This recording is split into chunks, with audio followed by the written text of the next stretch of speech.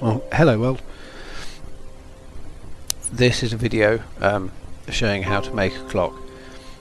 If you follow my blog, you'll know that I've been promising to post this for a few weeks. My sister asked me to make her a clock as a present, which meant that I couldn't actually post this until she'd received the clock as a present. It would have spoiled the surprise rather. So what I'm doing to start off with is I've gone all the way down to the bat on the base, so it's an open form here. The idea is to make a domed shape and alter it for the main part of the clock, but you'll see as I go along.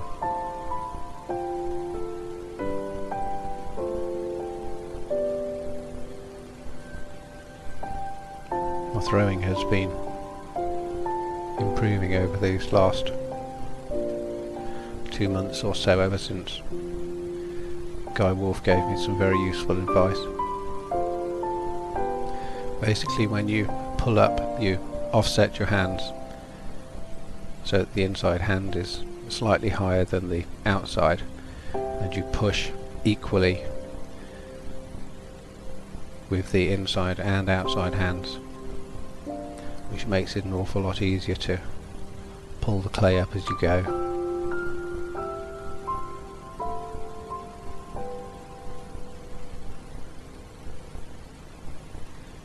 So I'm just smoothing the thing off the outside here.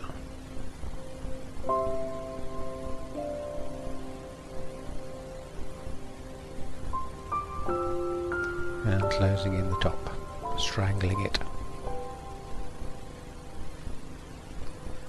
It's useful to bear in mind that if you do a closed in form,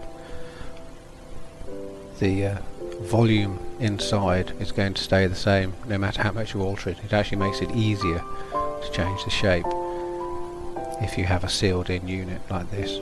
You'll see with this next rib up here how I managed to dome it, just because the air is actually making the shape inside. So there we go. At this stage the pot's still reasonably damp. If you're going to alter something like this, you really want to make sure the clay's nice and soft still. If you don't, what happens is the clay will crack as you push down on it. So practice really is the thing, just finding out what stage to alter it. Obviously you don't want to do it when it's too wet, it'll just flop and collapse. I have to say I threw the shape a little too thick really, but it's one of these things, isn't it, you learn as you go along. Now this is the stage at which I should have stopped, but being me, I didn't. I've left the other working on this film just so that you can see the various techniques I use to create the shape. Here what I've done is taken 3 squares of wood, lined them all up together and allowed the clay form to overhang very slightly, which means that I can draw my wire down it and get a very smooth flat surface, so a nice straight edge, straight side. Obviously I did this on both sides.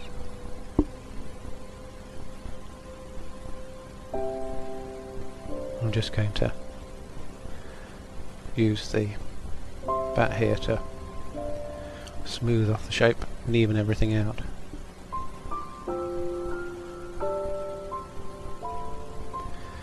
Next I put on 4 little ball feet. You can obviously choose what type of feet you want on these things, or if you want feet at all. I'm not here to tell you what to do.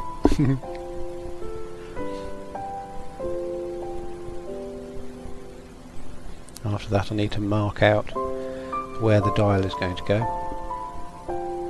and I also mark out on the back the hole for the clock movement to fit through. So next I've chopped a circle out of a piece of newspaper, and with the mark that I've already made to lay out the dial, making sure that that was central, I can then line this up with it.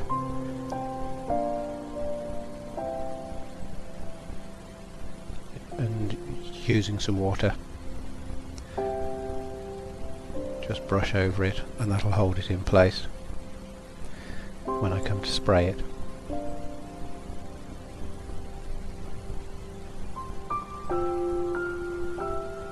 So next I need to chop out the hole for the movement to fit through. Obviously if you're making a clock you really need to do this.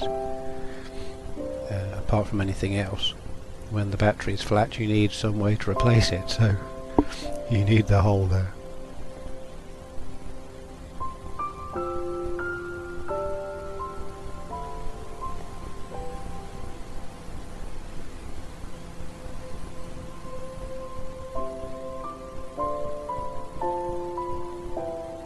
So the next stage is to, in this case, spray over the surface.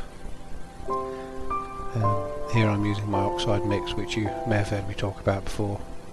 That's equal amounts iron oxide, manganese dioxide, and the dried clay that I use to make these pots anyway. So it makes a nice dark surface. But what I did do, which I haven't shown here, is before I sprayed the main body I actually picked up the object and sprayed the feet to make sure that they were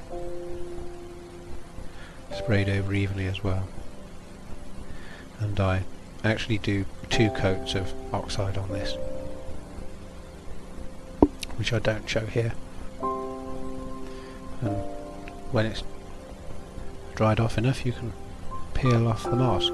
You can actually use masks like this all over the whole of the thing, and it's entirely up to you. Next, make a hole.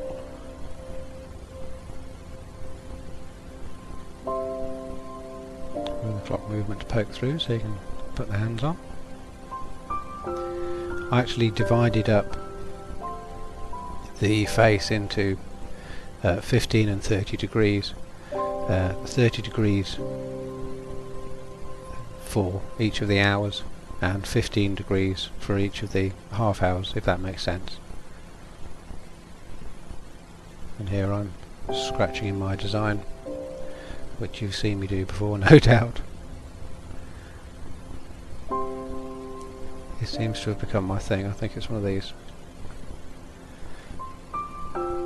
designs which suit the way I work. Obviously you need to find your own. If you want to make a pattern full stop, I suppose you can choose. It's entirely up to you. Maybe some knot work, things like that I think would work well on these types of pots.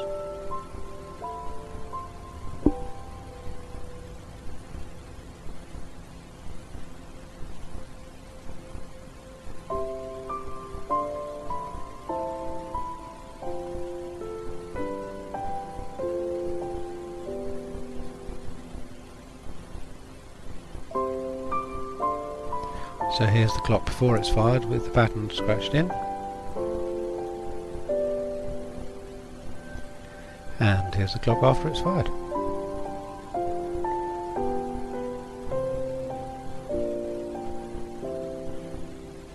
Works quite well, I think. Here are the 2 I made. The one on the left was fired to 1120 and the one on the right was fired to 1000 degrees. Thanks for watching, I hope you enjoyed.